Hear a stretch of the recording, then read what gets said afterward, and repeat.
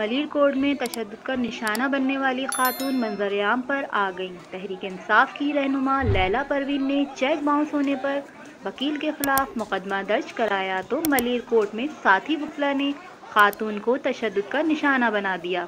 लैला परवीन का कहना है कि 65 लाख का चेक बाउंस होने पर मुकदमा दर्ज कराया था, जिसके बाद पेशी पर साबिक शौहर के साथी वकील ने तशद्दुद का निशाना बनाया।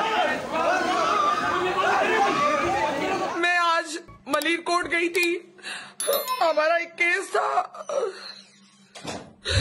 अली हसनैन सरगाना जो वकील है उनके खिलाफ, वो मेरे हस्बैंड भी है। मेरे भाई का चेक बाउंस हुआ था, मैं मलीरकोट गई थी। हम इंसाफ के लिए गए थे। हम वहाँ जो आईन में लिखा हुआ है पाकिस्तान के और जो हमारा हक है हमारे इस्लाम का, हमारे मुल्क में जो हमारा हक है, हम अपनी कोर्ट में गए थे। हम अपने मुल्क की कोर्ट में गए थे।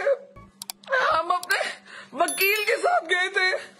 हम वकीलों के पास और जजों के पास गए थे इंसाफ के लिए। वहाँ अली हसनैन सरगाना ने अपने सारे दहशतगर्द दोस्तों को जमा करके रखा था, जिन्होंने हमें घेर लिया, यरगमाल बनाया और मेरी इंतहाई बेहुरमती की, गालम गलोच और इतना मुझे मारा और मेरे भाई को मारा कि मैं वहां पर बेहोश हो गई।